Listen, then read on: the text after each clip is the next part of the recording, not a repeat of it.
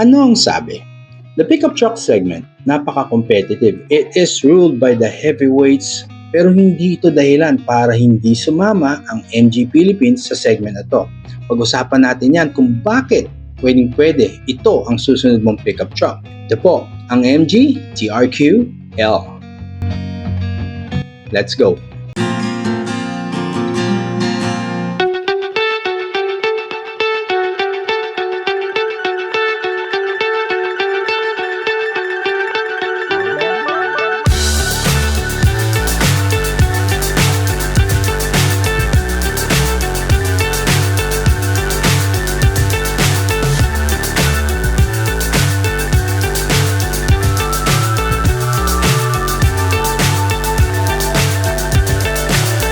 So high I'm hypnotized. What's up is down, what's left is right. Chasing stars and holding you. Kung di pa po kayo nagsasubscribe sa channel ko, please do consider subscribing and hit that like button. Maraming salamat po. The pickup truck segment, lalo na dito sa Asian region, napaka-competitive, as in cutthroat competitiveness sa market dito sa auto industry natin. Brands like, there's the Hilux from Toyota, the Ranger, the D-Max, even the Mitsubishi Triton at yung Nissan Navara. They dominate on reputation alone. While new Chinese car players, sumasali din sila. Ang kanilang focal point naman sa market ay ang kanilang pricing at technology na ino-offer. Ngayon ang tanong, how can a newcomer like MG realistically compete on this segment? Well, the short answer po dito is MG doesn't try to beat the segment leaders at their own game. Ina-attack po nila o doon po sila pumapasok sa mga gaps that leave open in this segment. At kung ano po yan, pag-uusapan po natin yung 7 bagay na yan. Umpisahan po natin agad. Number 1, they compete on value, not legacy. Well, given naman po Japanese pickups, they win on decades of trust, pero trust now comes along with a high price. Kasi po ang MG TRQ-L enters the market at the pricing of 1.25 for the manual transmission and 1.3 plus M sa automatic naman. Kitang-kita yung difference sa pricing mula sa Hilux or even say the Ranger. Comparable naman po ang kanilang payload, around more than 1,000 kilograms. Torque, impressive din at around almost 400 Newton meters. At syempre kita yung more premium interior features na ino-offer kung kumpara to sa base models ng mga Japanese counterparts nila.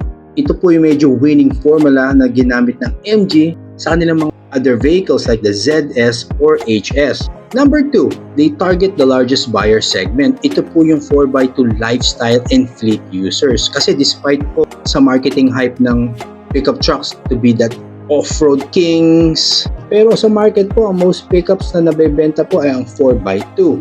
They are used by fleet buyers, small business owners, ayos po siya for urban and provincial use, at syempre yung light construction and delivery usage. Diyan po siya mas nagagamit. Ang ginawa po ng MG is hindi po sila naglabas ng 4x4 kasi okay din po kasi it keeps the cost down. They focus on high volume trim, yung talagang mas napapaganda pa nila ngayon yung 4x2 up kahit sabihin na natin itong base model na to. They avoid the direct spec wars na inaalok ng mga higher ng kanilang mga counterparts sa say for example the Wildtrak or the Hilux GR.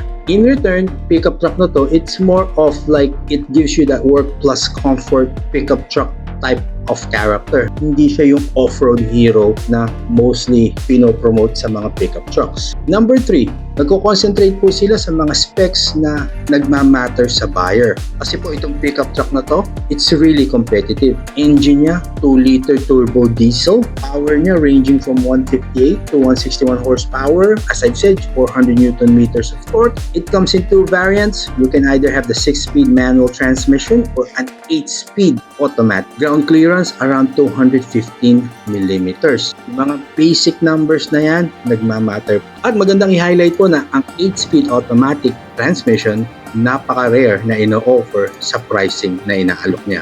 At isa pa, napaka-impressive po nito. Lahat po, all around, disc brake siya.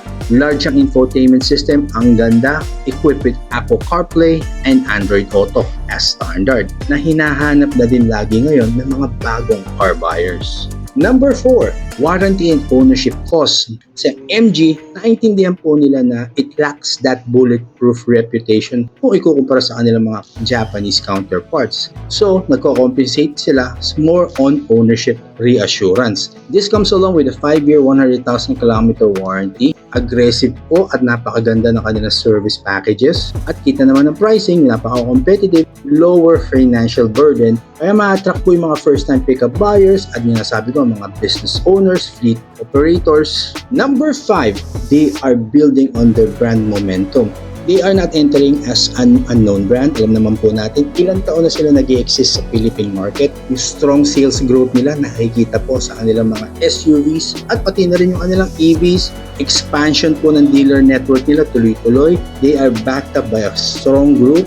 Really impressive. Number 6, this pickup truck, it tries to coexist, hindi makipaglaban. In a way, kasi like say for example, BYD, Chang, they offer pickup trucks na electrified basically. Heavy sa tech, expensive, at saka yung talagang mag-a-adapt ka sa kung paano siya i-operate. However, dito sa MG TRQL, it does the opposite. Conventional diesel, familiar mechanical layout, kung paano siya sa ilalim, everything. Sa design naman, conservative. It looks like a normal pickup truck. Kahit silang mga Chinese companies, they're on the same pickup segment, they're not chasing the same buyers.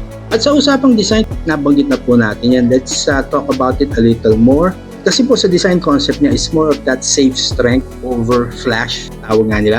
It doesn't try to shock the market. Yung bang inire-reinvent nila yung pickup truck styling. Yung tipo na ipagsabayan sa mas well-known brands. Instead, ang ginagawa po nila, immediately nare-recognize yung pickup truck sa design na to. Tough enough for work. Alam mo na pwede siyang pangharabas. Pero clean enough for daily use. In a way, it is like a low-risk, high-acceptance design strategy. Hindi matatakot yung buyer na ma-notice tong pickup truck na to. It has that large upright grille, square-off headlights, thick bumper, skid plate. Ayan, talaga namang muscular din ang dating ng pickup na to. Very solid, planted ang tindig. And some say it's a bit of a Hilux, some say it's a bit of a Ranger. Pero yun nga po, it's the older Maxus pickup trucks na ito na po yung kanyang latest model at MG na po siya. Number 7, realistic limitations. Well, yun nga, MG is not pretending na it will replace the heavyweights on this segment or dominate the market or ma-convince niya yung mga hardcore brand loyalists. Hindi po yan. They try to get attention on those value-focused buyers who are like feeling priced out sa mga Japanese pickup trucks, yung mga heavyweights sa market. In a way, they just want to say that we are competing by being the smartest purchase you will have for a pickup truck. On the 7 strategies or aspects na pinag-usapan natin, hopefully, potentially mag-drive to sa market, makakita pa tayo ng marami-raming ganito sa ating kalsada. Speaking of smart purchase, ito po ang kanyang mga features. This is part of what you pay for in buying this pickup truck.